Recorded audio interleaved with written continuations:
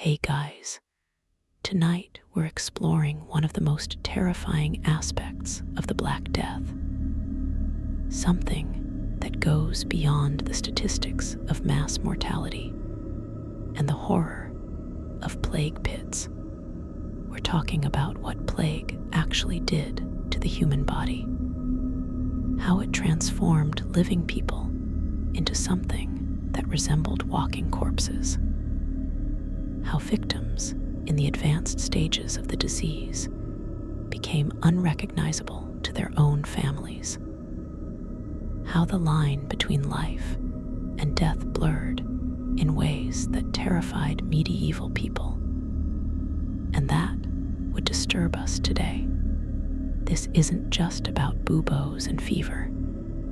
This is about the complete physical transformation that plague caused, the way it turned human beings into grotesque versions of themselves, the way witnesses described victims as looking already dead while still breathing, still conscious, still suffering.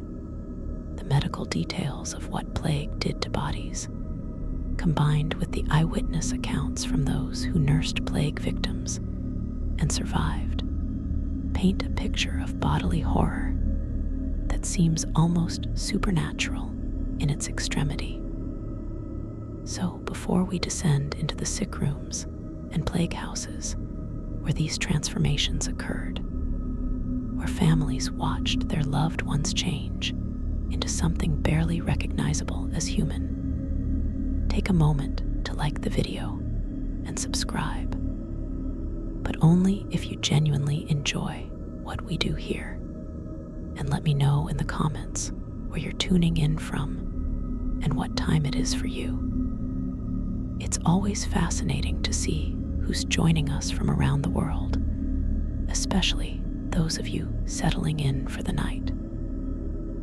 Now, dim the lights, maybe turn on a fan for that soft background hum, and let's ease into tonight's journey into how the plague turned people into living corpses, and what that actually meant for the victims and those who witnessed their transformation.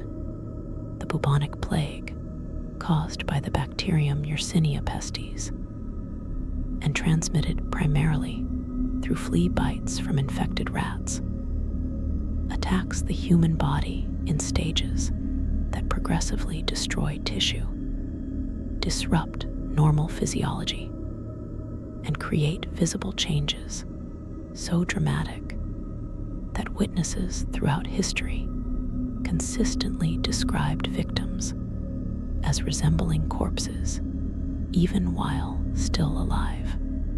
The initial infection begins at the site of the flea bite, a tiny puncture that most people wouldn't notice, where billions of bacteria enter the bloodstream and lymphatic system.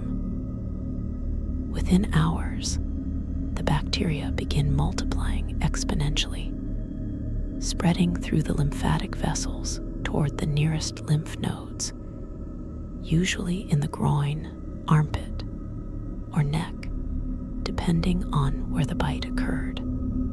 This is when the victim first begins to feel ill, a sudden onset of symptoms that medieval people described as being struck down, healthy in the morning and desperately sick by evening.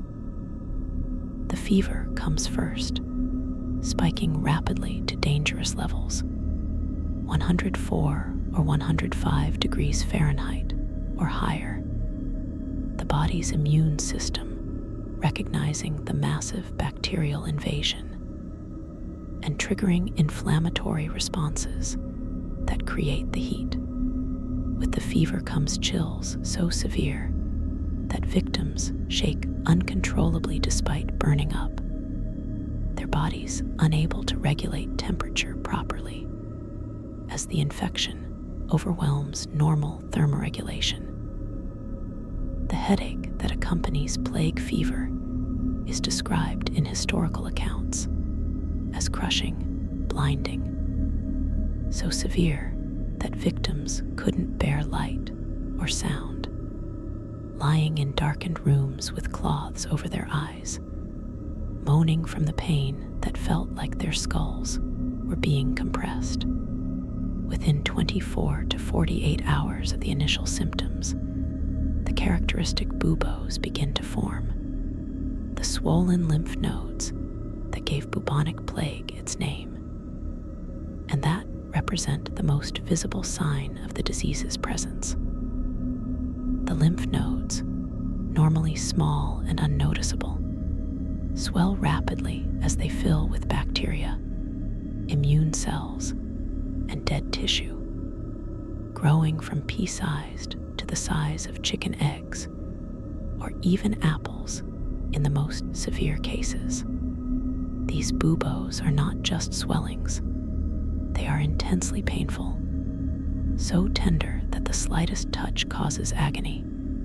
The skin stretched tight over the swollen tissue, hot to the touch, the area around them inflamed and reddened.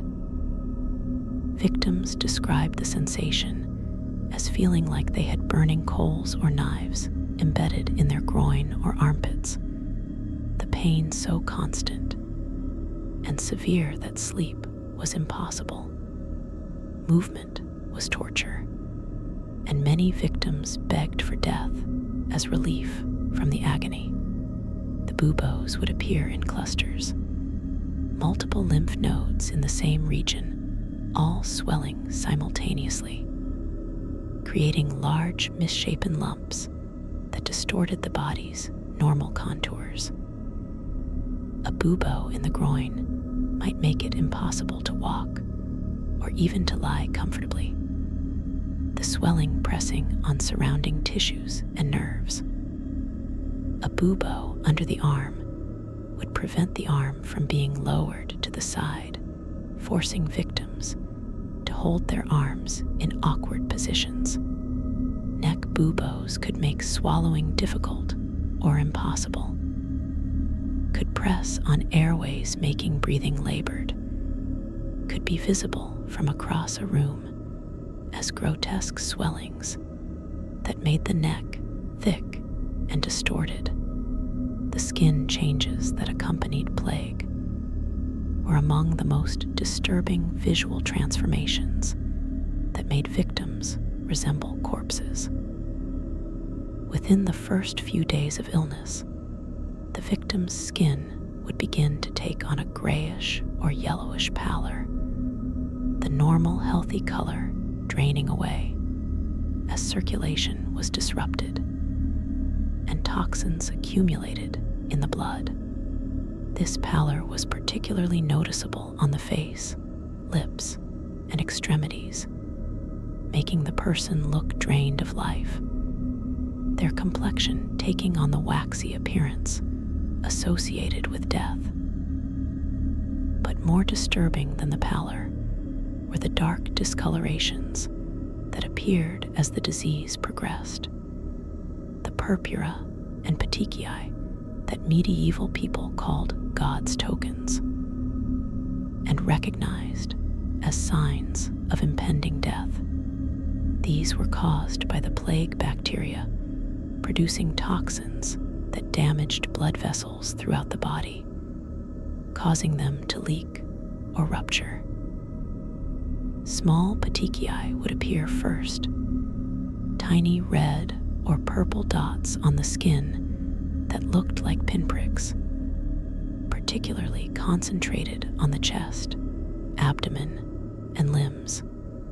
These might be dismissed initially as rashes or minor bruising, but they would spread and darken, coalescing into larger areas of purpura, bruise-like discolorations that turned from red to purple to nearly black as blood pooled under the skin. In severe cases, large areas of skin would become completely blackened, particularly on the extremities where circulation was poorest. The fingers and toes, the nose and ears turning dark purple or black as tissue died from lack of oxygen, creating the appearance of advanced decomposition in a living person. The facial transformation of plague victims was particularly disturbing to witnesses because faces are how we recognize people as individuals and as human. The plague-stricken face changed in ways that made the person almost unrecognizable to family members who had known them for years. The fever caused profound dehydration, the skin becoming tight and drawn over the bones, creating a gaunt, skull-like appearance. The eyes would sink deep into their sockets, surrounded by dark circles that made them look hollow and empty. The lips would crack and blacken from the fever and dehydration, sometimes splitting open and bleeding. The expression would change. The muscles of the face either slack from exhaustion or contracted in grimaces of pain, the features distorted by suffering. The smell of the breath changed, becoming foul and putrid as internal tissues began to break down. As the mouth and throat developed ulcers and infections, witnesses described plague victims' faces as looking like death masks, as though they were already corpses.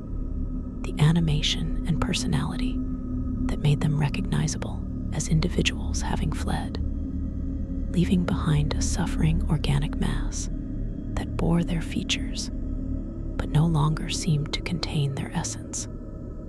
The eyes were particularly disturbing, either glazed and unfocused from fever and pain, or wide and terrified, conscious and aware, but trapped in a body that was visibly dying around them. The body odor of plague victims was one of the most consistently noted aspects of the disease across all historical accounts, a smell so distinctive and so terrible that people learned to recognize it and to flee from anyone who smelled of plague.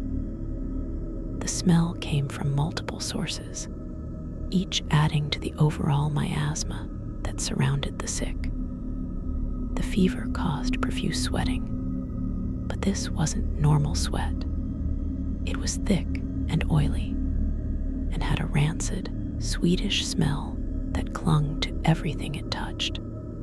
The buboes, as they filled with pus and necrotic tissue, would sometimes develop small openings or fissures, leaking fluid that had the distinctive smell of infected wounds, a combination of putrefaction and rot. When buboes ruptured, either naturally or when lanced by physicians, they would release quantities of foul-smelling discharge that witnesses described as unbearable, a combination of pus, blood, and liquefied dead tissue that smelled of decay. The internal bleeding and organ damage that plague caused created other odors that emerged through the victim's breath and through their pores. The smell of internal putrefaction leaking out through every opening. The lack of hygiene during plague illness, victims too sick to clean themselves, soiling bedding with waste and vomit and blood, added to the overall smell. Medieval people believed that this smell was itself dangerous, that it carried plague through the air. And while we now know that plague is transmitted by fleas rather than by odor, the association between the smell and disease was understandable given how closely they were correlated. The smell marked plague victims as walking death, a sensory signal that drove people away, that isolated the sick, that announced the presence of plague before any visual symptoms were visible. The dehydration that plague caused was extreme and contributed significantly to the corpse-like appearance of victims. The high fever caused massive fluid loss through sweating, but victims often couldn't drink enough to replace what they lost because the fever made them too weak and confused to drink, because buboes in the neck made swallowing painful or impossible, because nausea and vomiting were common symptoms that prevented them from keeping fluids down. The severe dehydration caused the skin to lose its elasticity, becoming papery and loose, or alternatively becoming so tight over bones that the skull and skeleton became prominently visible beneath. The mouth would become desperately dry, the tongue swelling and cracking, saliva production stopping, making speech difficult and adding to the suffering. The eyes would sink further into their sockets as the tissues around them lost fluid, the eyeballs themselves becoming sunken and dull. Urine output would drop dramatically as the body tried to conserve every drop of fluid, and what little urine was produced would be dark and concentrated. The dehydration affected mental state as well, causing confusion, hallucinations, and delirium. The victim's consciousness fragmenting as their brain was starved of adequate fluid and oxygen. A severely dehydrated plague victim looked like a corpse that had been dead for days, the flesh sunken and dried, the features sharpened and skull-like, the lack of moisture making the person appear mummified rather than alive, the necrosis of tissue, the actual death of living flesh while the person was still alive, was perhaps the most literally corpse-like aspect of plague. As the disease progressed and blood vessels were damaged throughout the body, circulation to extremities could be cut off completely, causing tissue death through lack of oxygen. This happened most commonly in the fingers, toes, nose, and ears, the parts of the body farthest from the heart and most vulnerable to circulatory problems. The affected areas would first turn blue or purple as oxygen levels dropped, then would gradually darken to black as cells died en masse. The tissue would become cold to the touch, in stark contrast to the burning fever affecting the rest of the body. The necrotic areas would harden, becoming leathery or brittle, the flesh essentially mummifying while attached to a living person. The line between living and dead tissue would be clearly visible, healthy pink or normal colored skin, transitioning sharply to blackened dead flesh.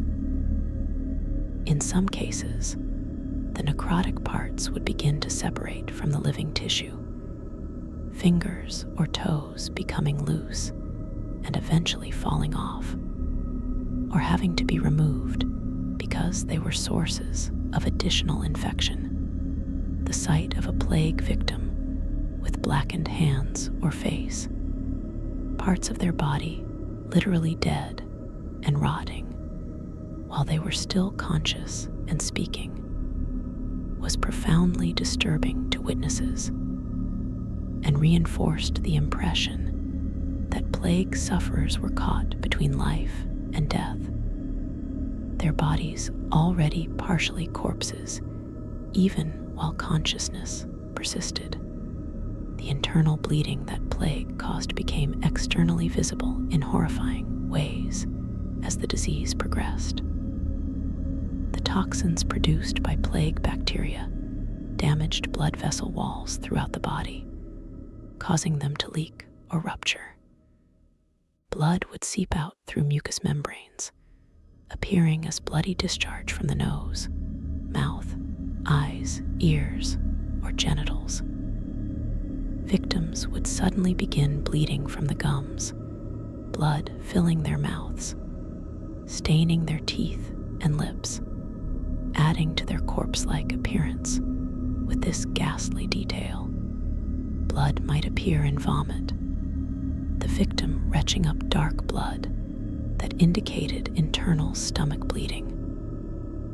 Blood in the stool, either bright red or black and tarry, depending on where in the digestive tract the bleeding occurred, marked severe internal damage.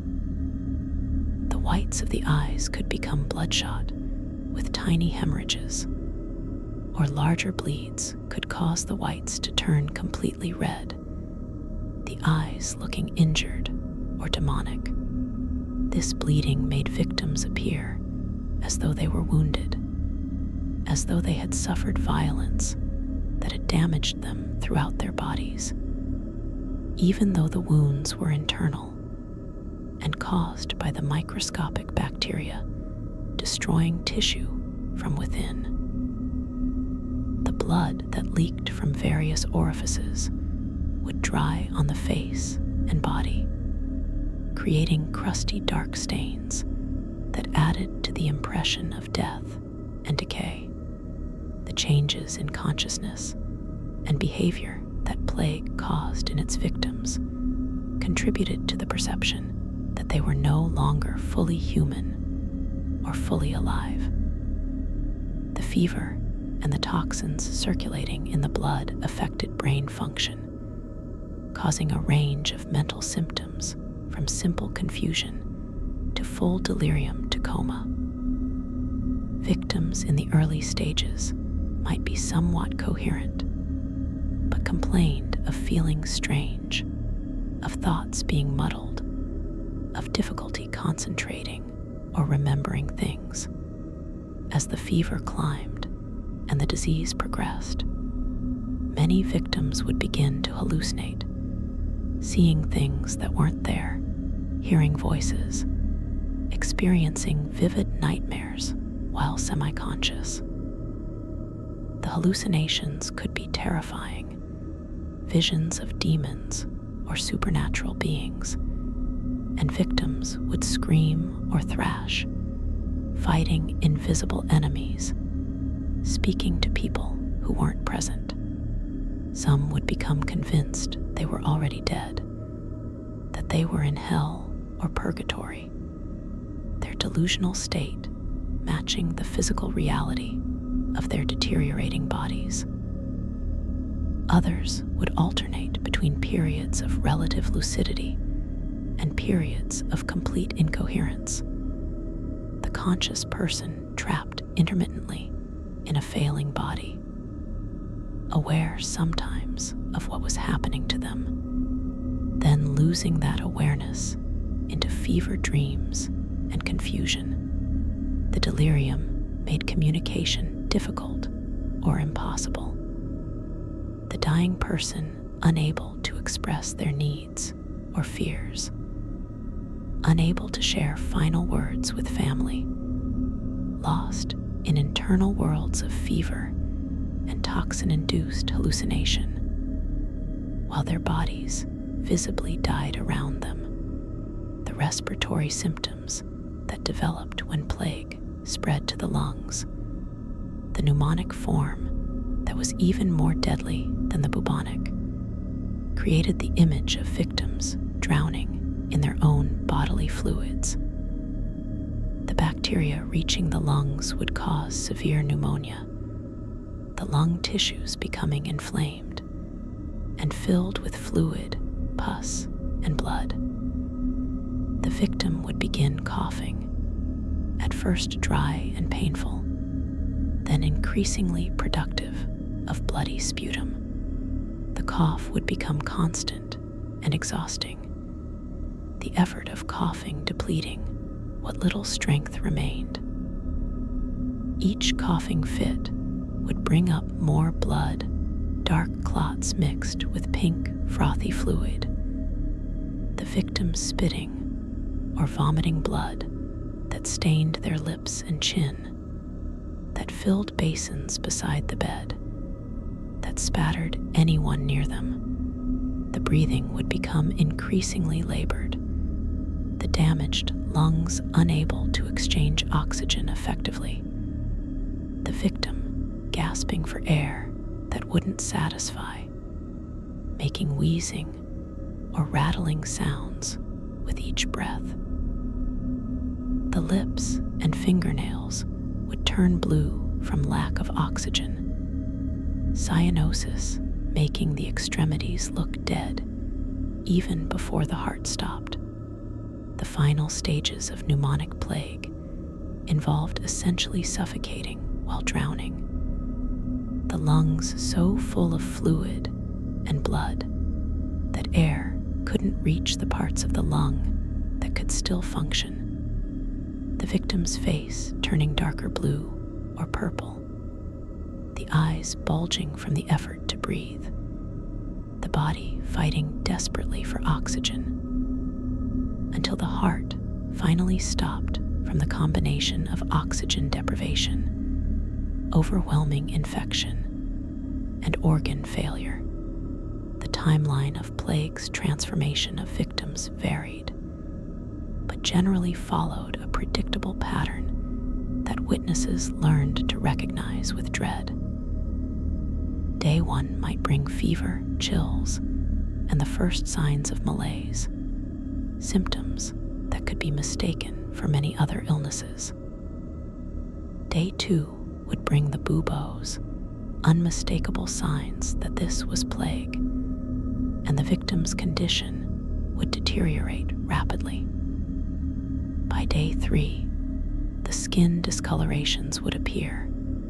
The victim would be severely dehydrated and delirious, and the corpse-like appearance would be obvious to anyone who saw them. Day 4 and 5 would bring either death or, in rare cases, the beginning of recovery if the fever broke and the buboes began to drain naturally. Most victims died between the 3rd and 5th day of illness, the disease moving too quickly and causing too much damage for the body to mount effective resistance. The speed of this transformation, from healthy person to corpse-like ruin in just days, was one of the most terrifying aspects of plague. Families would watch loved ones change before their eyes, the person they knew disappearing into fever and corruption, the physical body remaining, but the consciousness and personality fading behind the mask of plague symptoms. The rapidity meant there was barely time to adjust, to accept, to prepare for death. Someone could be alive and relatively normal at breakfast, and lying motionless with blackened skin by dinner. The transformation nearly complete within hours in the most aggressive cases. The attempted treatments that plague doctors and family members applied to victims sometimes made their appearance even more corpse-like, or added new dimensions of horror to their condition. The practice of lancing buboes, cutting them open to drain the pus in hopes of releasing the poison from the body, created open wounds that would bleed and seep, adding to the appearance of bodily corruption. The victim's armpits or groin would have gaping infected wounds, edges ragged and inflamed, pus and blood soaking through bandages. The application of hot poultices to buboes, meant to draw out infection, would burn the skin, creating blistering on top of the existing swelling and pain. The bloodletting that was standard medical practice would drain blood from veins in the arms, or elsewhere, weakening the victim further, making them even more pale and corpse-like, sometimes causing them to pass out from blood loss on top of their other symptoms. The administration of various purgatives, substances meant to cause vomiting or diarrhea to expel bad humors, would leave victims covered in their own waste, dehydrated further, their digestive systems traumatized by harsh drugs that did nothing to help the plague, but caused additional suffering. The victims of these treatments would lie in beds soaked with blood, pus, sweat, vomit, and waste, their bodies covered with wounds and burns from attempted cures, looking even less human and more like something already dead and decaying. The psychological state of plague victims who remained conscious enough to understand what was happening to them adds another dimension of horror to the physical transformation. Some victims, especially in the early stages before delirium fully set in, were acutely aware that they had plague, that they were dying, and that they were transforming into something monstrous. They could feel the buboes growing, could see their own skin changing color, could smell the death odor coming from their own bodies. They were conscious observers of their own corporeal corruption, trapped inside bodies that were visibly dying, unable to stop the process, unable to escape the horror of watching themselves rot alive. Some plague victims begged family members to kill them, to end their suffering before the disease took its full course. The pain and horror of their condition making death seem like mercy. Others refused to look at themselves, demanded that mirrors be removed, couldn't bear to see what they were becoming. The awareness that they looked like corpses, that they smelled like death, that people were repulsed by their appearance, added psychological torment to the physical agony. The loss of human appearance, the transformation into something that frightened and disgusted others, was a form of death before actual death, a loss of identity and humanity that occurred while consciousness still persisted to experience it. The isolation that plague victims experienced, as family and friends fled from them in fear, meant they often endured their transformation into living corpses alone, with minimal care or comfort.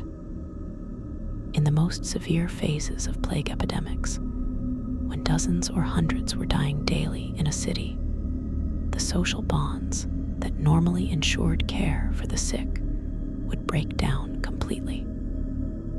Family members would abandon plague-stricken relatives, fleeing to save themselves, leaving the sick to die alone in their homes. Even those who stayed initially might eventually flee when the victim's condition became too horrifying to witness, when the smell became unbearable, when the appearance of the dying person became too disturbing to endure. The dying would be left alone in darkened rooms, no one to give them water or adjust their bedding, no one to clean them or offer comfort, just isolation with their suffering and the physical dissolution of their bodies. Some plague victims were found dead days after they had died, their bodies decomposing in the summer heat, no one having checked on them. The corpse-like appearance of late-stage plague victims having transitioned to actual corpse without anyone noticing or caring. The social death, the abandonment and isolation preceded and accompanied the physical death, compounding the horror of the plague experience. The comparison that medieval writers made between plague victims and corpses was explicit and consistent across different regions and different outbreaks. Chronicles describe victims as looking like walking dead, as having the appearance of death upon them while still breathing, as being corrupted in the flesh while yet alive. The medical literature of the time noted the difficulty of determining death in plague patients, as the signs of life could become so faint that they were indistinguishable from death, the breathing so shallow as to be imperceptible, the pulse so weak it couldn't be felt. There are documented cases of plague victims being declared dead and prepared for burial, only to revive hours later, or being carried to plague pits and crying out before being thrown in, the living mistaken for dead because the visible condition of their bodies so closely resembled actual death.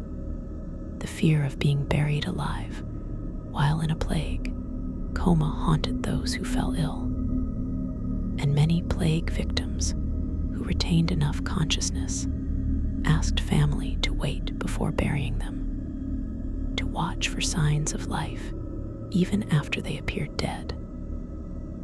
The liminal state between life and death that plague created, where the body showed all signs of death, but some spark of life still persisted, represented the most literal manifestation of the living corpse phenomenon. The witnesses to plague suffering, those who nursed victims, or who saw them in the streets, or who handled their bodies, were traumatized by what they observed, and their accounts emphasize the corpse-like appearance with repetitive horror. Priests who administered last rites to plague victims described having to suppress their revulsion at the sight and smell, having to touch and anoint bodies that were visibly decomposing, having to look into faces that no longer seemed human. Doctors who examined plague patients described the progression of symptoms in clinical language that barely masked their shock at the transformations they witnessed. Family members who stayed to nurse relatives through plague described nightmares that haunted them for the rest of their lives. The image of their loved ones' plague-corrupted faces burned into their memories. The sound of their rattling breath and their cries of pain echoing years later. The few plague survivors who recovered and later wrote about their experiences described the horror of awareness during the worst stages, of being conscious inside a body that felt and looked dead, of wanting to die to escape the suffering. The collective testimony of witnesses creates a consistent picture of plague as creating a state between life and death, a corruption of the living body that made victims resemble corpses, while consciousness and suffering persisted. The specific symptoms of septicemic plague, the form where bacteria entered the bloodstream directly without first creating buboes, produced perhaps the most dramatic and rapid transformation into living corpses. Victims of septicemic plague would sicken even more quickly than those with bubonic plague, developing the skin discolorations within hours rather than days. Large areas of skin would turn black almost overnight. The extremities and sometimes the face, becoming completely necrotic, while the person was still alive and conscious. The internal bleeding was more severe in septicemic cases, blood leaking from every orifice, the victim essentially bleeding out internally, while their external appearance became increasingly corpse-like. The mortality rate for septicemic plague was nearly 100%, and death usually came within 24 to 48 hours of symptom onset. But those hours represented extreme suffering as the body rapidly failed and visibly died piece by piece. Witnesses to septicemic plague cases described them as the most horrifying manifestation of the disease, victims turning black and appearing dead within a single day, dying with terrifying rapidity while fully conscious of what was happening. The speed of the transformation in septicemic plague made it clear that this was no ordinary disease, but something that could destroy human bodies with supernatural quickness, feeding medieval beliefs that plague was demonic or divine punishment for sin.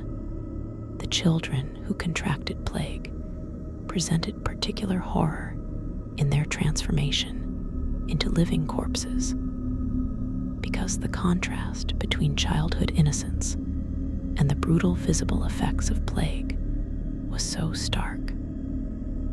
A child who had been healthy and playing would suddenly spike a fever, would develop buboes in their small body, would experience the same agony as adults, but with less ability to understand or endure it. The sight of children with blackened faces, with buboes swelling their small necks or armpits grotesquely, with the corpse-like pallor and sunken eyes, disturbed witnesses more than adult cases. Children's higher-pitched cries of pain were more distressing to hear. The rapidity with which children's small bodies could be overwhelmed by plague meant they often died even faster than adults. Sometimes within 24 hours of first symptoms, the transformation from healthy child to corpse-like victim to actual corpse happening with nightmarish speed. Parents watching their children suffer through plague described it as the worst possible experience, worse than their own death would be. The helplessness of watching their child transform and die while unable to provide any meaningful help or comfort. The guilt of survival if they lived while their child died. The plague-transformed children, looking like small corpses with their gaunt faces and discolored skin, their eyes glassy with fever or dark with hemorrhage, represented plague horror at its most emotionally devastating. The pregnant women who contracted plague faced unique horrors, as the disease affected both their own bodies and their unborn children. Plague would often induce miscarriage or stillbirth, the stress and toxins of the infection causing the pregnancy to terminate. Women would go into labor while in the throes of plague fever, while covered with buboes and skin lesions, while delirious and barely conscious, delivering babies who might be dead or dying themselves, infected in utero. Some women died during labor, the dual stress of childbirth and plague overwhelming their already failing bodies. Others survived delivery only to die hours later from the plague, never really recovering consciousness enough to see their babies. The babies born to plague-infected mothers often had visible signs of infection themselves: small buboes or discolored skin, dying within hours or days of birth. The image of a plague-stricken woman giving birth, her body transformed by disease, delivering a child who was already dying, represented the complete corruption of the life-giving process, plague violating even the creation of new life. Midwives who assisted at these births described them as horrific. The normal blood and fluid of childbirth mixed with the blood and discharge of plague symptoms. The usual hope and joy of birth completely absent, replaced by horror and inevitable tragedy.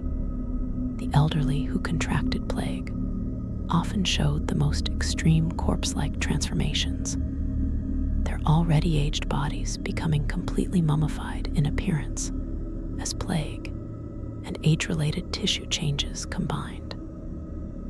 An elderly person with plague would have deeply sunken eyes in a skull-like face, skin so tight and dry that it appeared ancient, hands that looked skeletal with prominent bones and blackened fingers.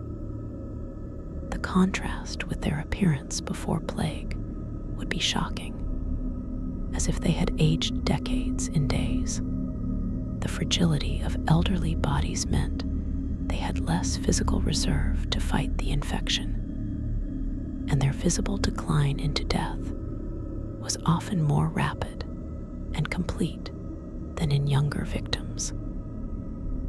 Elderly plague victims would sometimes appear to have already been dead for days, even while still breathing. Their bodies so transformed by the combination of disease and age that they no longer seemed alive. The deaths of elderly plague victims, while perhaps less tragic in the sense that they had lived fuller lives, were no less horrible in terms of suffering and visible bodily corruption. Families watching elderly members die from plague saw what they would look like when dead, the disease prematurely creating the appearance of death and decay that would naturally come years later. The sensory experience of being in a room with multiple plague victims, as would occur in hospitals or in homes where entire families were sick, created an environment of concentrated horror that affected everyone who entered. The combined smell of multiple decomposing while living bodies would be overwhelming. A thick miasma that stuck in the throat and soaked into clothing. The sounds of multiple victims coughing, moaning, crying out in delirium, breathing with wet, rattling sounds, would create a chorus of suffering that was psychologically devastating to hear.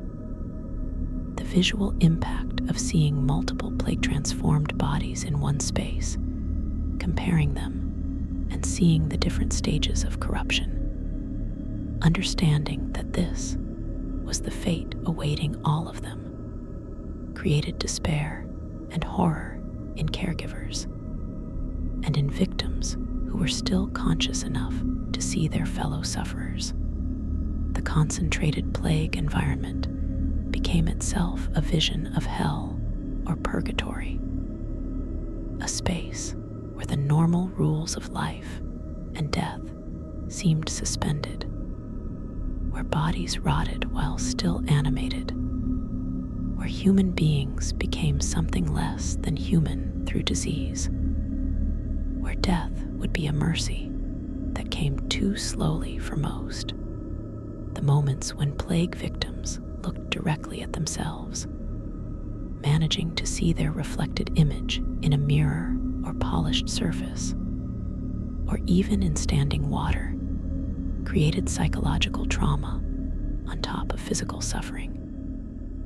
To to see one's own face transformed, blackened skin where healthy color had been, sunken eyes in a skull-like face, lips cracked and dark, features distorted by swelling and pain, was to see oneself as already dead, as a corpse with borrowed animation. Some victims who saw themselves reportedly lost the will to live at that moment, the shock of their appearance destroying whatever hope remained. Others became angry or despairing, railing against the injustice of being transformed into a monster by disease, their identity and appearance stolen by plague. The inability to recognize oneself, to see a stranger's corrupted face where one's own should be, represented a profound loss of self that accompanied the physical loss of health, the psychological death of seeing oneself as corpse-like, while still conscious enough to understand preceded and perhaps hastened the actual physical death that followed. The artistic representations of plague victims from medieval and Renaissance times consistently emphasize their corpse-like appearance, showing figures with blackened skin, skeletal features, and expressions of agony that capture the living death that plague created. Paintings and woodcuts from plague years show victims with the characteristic buboes and skin discolorations, their bodies twisted in pain, their faces showing the sunken features and dark coloring that witnesses described. The dance of death imagery that became popular during and after plague years shows death personified as a skeleton or corpse leading living people to their graves. But the plague imagery goes further, showing the living who already look like death, blurring the line between the dancing skeleton and its victims.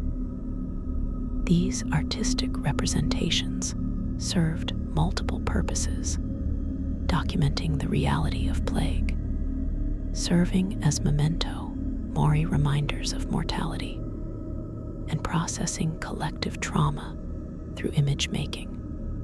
The consistency across different artists and regions of showing plague victims as corpse-like confirms that this wasn't artistic exaggeration, but faithful representation of what witnesses actually saw. The images preserved visual evidence of the transformation that written accounts described, giving modern viewers some sense of the horror that medieval people experienced. Though no static image could fully capture the movement, the sounds, the smell, the dynamic progression of corruption that characterized living plague victims. The comparison between plague victims and zombies, or undead creatures from folklore and horror, is striking and suggests that such monsters may have origins in collective memory of plague. The shambling walk of someone weakened by plague, barely able to stand, moving slowly and unsteadily with death visible in their appearance, matches the classic zombie movement. The blank stare of the delirious plague victim, consciousness dimmed by fever and toxins, creates the empty-eyed look associated with undead creatures. The smell of death clinging to living plague victims parallels the corpse smell attributed to zombies and vampires in folklore, the way plague could make dozens or hundreds of victims simultaneously, creating populations of corpse-like living people wandering or lying in streets, might have inspired stories of mass rising of the dead. The blurring of boundaries between life and death that plague created in real terms may have generated supernatural explanations and monster stories as ways of making sense of the impossible reality of people who seemed simultaneously alive and dead.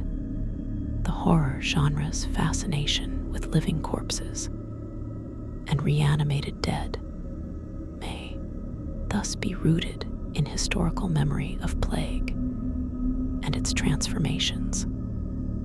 The fictional monsters standing in for the all-too-real horror of disease that turned humans into living death.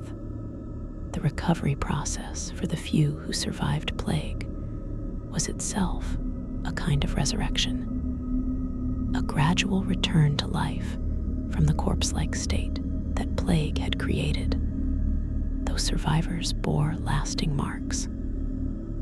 If a victim survived past the 5th day, if the fever broke and the buboes began to drain naturally rather than spreading infection deeper, recovery might begin, but it was slow and incomplete. The corpse-like appearance would gradually recede as circulation improved and tissues began to heal, but the damage remained visible. Skin that had been blackened by necrosis might slough off in sheets, revealing raw new skin underneath, the survivor literally shedding the dead parts of themselves.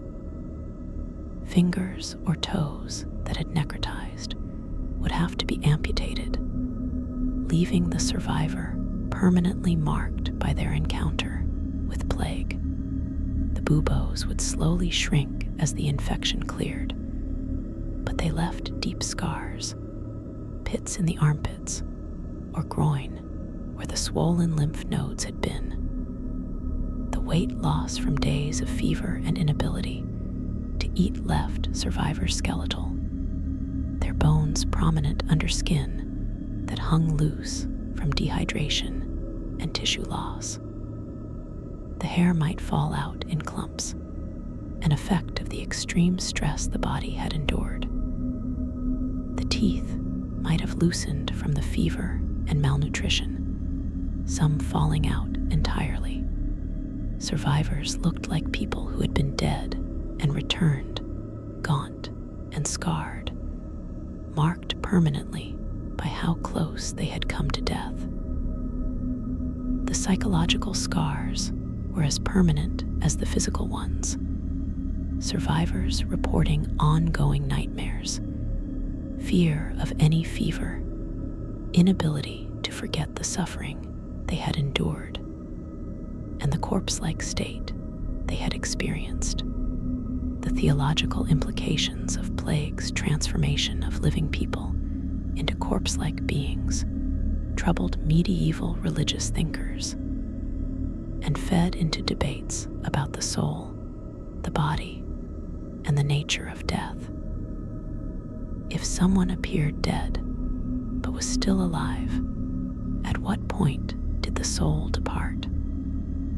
Could the soul remain in a body that was actively decomposing? The corpse-like appearance of living plague victims seemed to suggest that death was not a single moment, but a process, that the boundary between life and death was porous and unstable.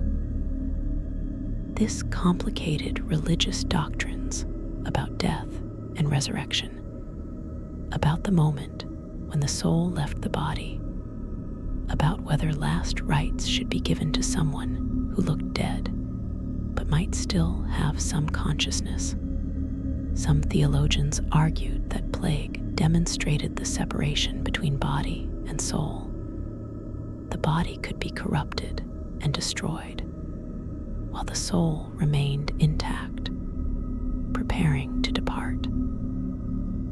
Others saw plague as evidence of demonic influence, the transformation into living corpses, suggesting supernatural evil at work rather than just natural disease.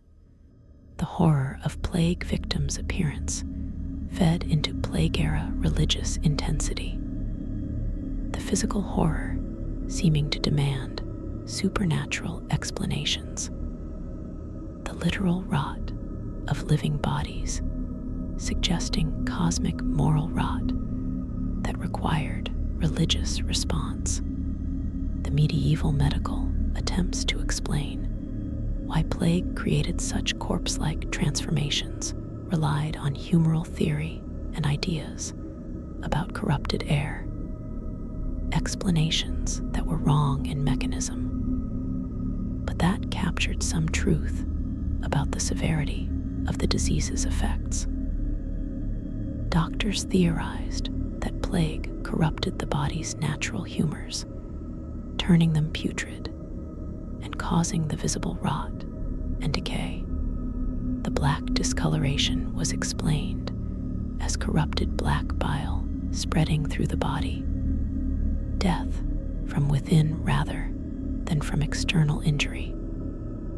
The smell was thought to be the internal corruption becoming external, the body's essence turning rotten and expressing that through odor.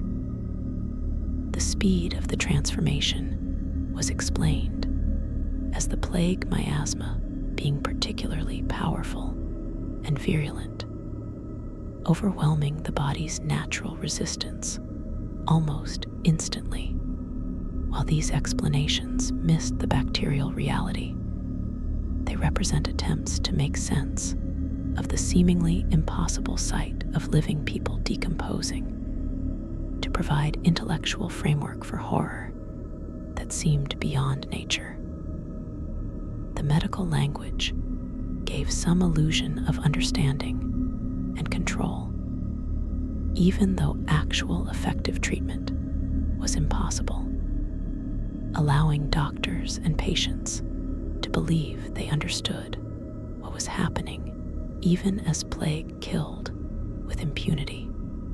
The class dimension of plague appearance created additional inequalities in how victims were perceived and treated.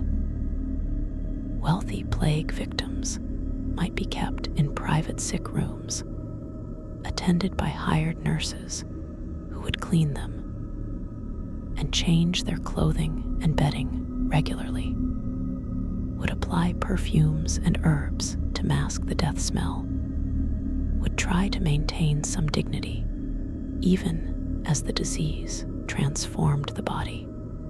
Poor plague victims would lie in filthy conditions, unable to afford clean clothing or bedding, the rot and smell unchecked, their corpse-like appearance more extreme because poverty prevented even basic care. The wealthy dead looked somewhat better even in plague death because resources allowed for their bodies to be managed more carefully. The poor who died of plague and were thrown into mass graves were often already decomposing before they were buried. The combination of disease and neglect making them appear worse than wealthier victims whose families could provide better terminal care. But plague was ultimately a leveler, the disease transforming rich and poor alike into corpse-like states. The physical horror of the disease transcending class, even if its management and aftermath did not. The psychological impact on survivors of having seen loved ones transformed into living corpses created lasting trauma that affected medieval people long after plague outbreaks ended. Parents who had watched children deteriorate into unrecognizable forms, spouses who had nursed dying partners through the corpse-like stages, caregivers who had handled dozens or hundreds of plague victims, all carried memories of those transformations that affected them for life. Some developed plague-related anxiety disorders, seeing symptoms of plague in every minor illness, unable to shake the fear that they or loved ones would undergo the same transformation. Others experienced survivor guilt, wondering why they had been spared the transformation while others had suffered it. The collective trauma of communities that had seen large portions of their populations transformed into living corpses before dying affected cultural attitudes toward death, toward the body, toward disease for generations.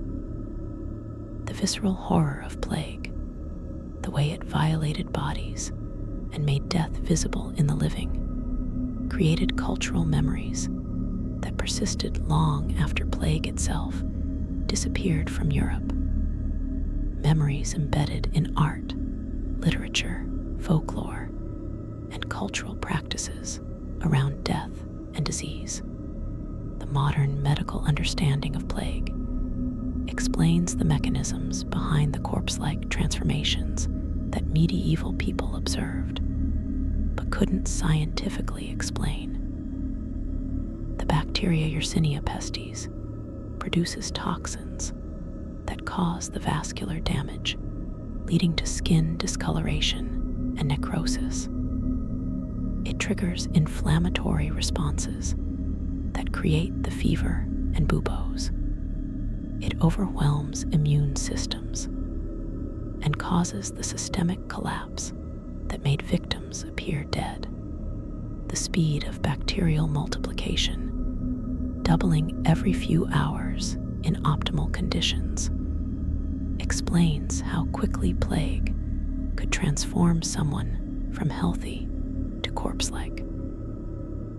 The way the bacteria blocks blood vessels and causes disseminated intravascular coagulation explains the widespread bleeding and tissue death. Modern medicine's ability to explain these mechanisms in scientific terms doesn't diminish the horror of what plague did to bodies, but it does remove the supernatural explanations, revealing plague as a natural, if extreme, biological process rather than a demonic curse or divine punishment. The scientific explanation also emphasizes how terrifying plague would have been to people without this understanding, who saw the transformations without knowing what caused them, who watched bodies deteriorate in seemingly impossible ways without any framework for understanding why. The few documented cases of plague victims who remained conscious through advanced stages of the disease, able to communicate even while appearing corpse-like, provide the most disturbing testimony about the experience. These accounts, rare because most victims became delirious or comatose before death, describe the horror of awareness trapped in a failing body. One victim who recovered described feeling their fingers dying, the sensation of flesh going cold and losing all feeling, knowing their own body was necrotizing while they remained conscious. Another described watching their skin turn black, asking family members to confirm what they could see happening to themselves. The intellectual understanding of dying warring with the continued consciousness that said they were still alive. A priest who survived described administering last rites to himself, believing he was dying, preparing his soul while his body transformed into something corpse-like. then experiencing the confused relief of recovering when he had accepted death as certain. These first-person accounts of being conscious inside a plague-transformed body provide insight into the subjective experience of becoming a living corpse, the psychological horror of experiencing body death while mind persists, the desperate hope that somehow transformation doesn't equal death, even when all evidence suggests otherwise. The photography of later plague outbreaks, particularly in the 19th and early 20th centuries in Asia, provides visual documentation that medieval plague likely created similar appearances. Photographs of bubonic plague victims from these later epidemics show the characteristic buboes, the skin discolorations, the gaunt faces with sunken eyes, the overall corpse-like appearance that medieval accounts described. While these photographs are disturbing and hard to view, they confirm that the medieval descriptions weren't exaggerations or artistic license, but accurate representations of what plague did to bodies. The photographs capture what written accounts and artistic representations could only approximate the actual visual reality of plague transformation. Seeing these images helps modern people understand why medieval people were so horrified by plague, why they described victims as living corpses, why the disease created such profound cultural trauma. The photographs also demonstrate that plague's effects on the human body remained consistent across centuries and geographic locations. The same bacterium creating the same terrible transformations wherever and whenever it struck human populations without immunity or treatment. The duration of the corpse-like stage, between when victims took on the appearance of death and when actual death occurred, varied but could extend for days, creating prolonged suffering that added to the horror. Some victims might appear corpse-like for only hours before dying, their decline rapid and their suffering shortened by quick death. Others might linger for days in the corpse-like state, conscious or semi-conscious, aware of their appearance and condition, suffering the pain of buboes and fever while looking and feeling dead.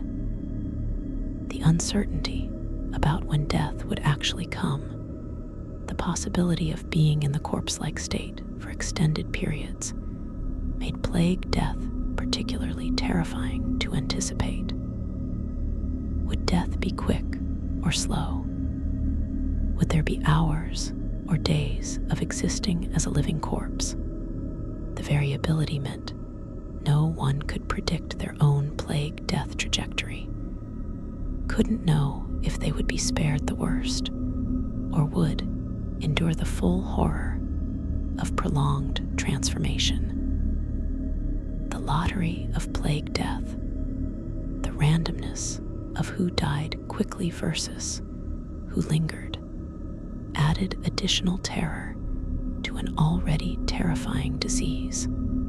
The comparisons that witnesses made between plague victims and specific types of corpses reveal attempts to precisely categorize the appearance. Some described plague victims as looking like corpses that had been dead for days, meaning the discoloration and beginning decomposition that occurs in that time frame. Others compared them to battle dead, bodies violently killed and displaying traumatic injuries, suggesting the bleeding and tissue damage visible in plague cases. Some used religious imagery, comparing plague victims to depictions of the crucified Christ or to representations of suffering martyrs, attempting to find meaning in the suffering through religious framework. The specific comparisons varied by observer and by particular case, but all shared the common thread of seeing the living as already belonging to death, of recognizing that the transformation was irreversible, that someone in advanced plague stages had crossed a boundary that couldn't be recrossed, even if biological death hadn't yet occurred. The smell of plague victims, already mentioned, but deserving emphasis, was perhaps the strongest signal that these were living corpses. As smell is the sense most strongly linked to memory and emotional response, the combination of putrefaction smell, sweet and rotting, with the smell of infected wounds, sharp and acrid, with the smell of bodily waste and the chemical smell of sweat-induced ketones, created an olfactory signature of death. People learned to recognize this smell and to flee from it, understanding that anyone who smelled this way was plague-infected and dangerously contagious. The smell lingered in rooms where plague victims had been, in clothing and bedding, on the hands of caregivers, marking everything associated with plague. The inability to remove the smell, the way it persisted despite washing and airing, made it seem supernaturally attached to plague, a miasma that marked the disease and its victims. The smell announced the presence of living corpses before they could be seen, a sensory warning that death was near and active, that the normal boundaries between life and death had been violated, that corruption was spreading through the living in visible and olfactory ways that couldn't be ignored or minimized. So tonight, as you drift towards sleep in the safety of modern medicine and sanitation, think about those plague victims and what happened to their bodies. Think about the transformation from living, breathing, healthy people into beings that looked like walking corpses, the fever burning them hollow, the skin darkening and dying while consciousness persisted, the buboes swelling grotesquely, the smell of internal rot leaking through every pore. Think about the horror of being conscious inside a body that was visibly dying, feeling yourself decompose while still alive, seeing your own hands turn black, feeling your own face change into a death mask. Think about the witnesses who had to see these transformations, who nursed loved ones through the stages of becoming living corpses, who held children as they changed into something unrecognizable, who could do nothing but watch as plague stole not just life, but appearance and identity before death finally came. The plague didn't just kill people, it transformed them in ways that seemed to violate the natural order, creating states between life and death that shouldn't have been possible, showing that the boundary we think of as solid and definite is actually permeable and unstable. The medieval witnesses who described plague victims as living corpses weren't using metaphor or engaging in artistic exaggeration. They were documenting literal reality. what they actually saw when plague reached its advanced stages in human bodies. The physical horror of plague, the transformation it caused, helped make it one of the most traumatic experiences in human history, an encounter with death that was made worse by watching it approach in slow motion written on victims' bodies. Rest easy tonight knowing that we understand plague now, that we can treat it with antibiotics, that the transformation of living people into corpses is preventable with modern medicine. But remember, those who faced plague without this knowledge, without effective treatment, who watched themselves or their loved ones undergo changes that seemed supernatural in their horror, who experienced or witnessed the dissolution of the body while consciousness remained to suffer through it.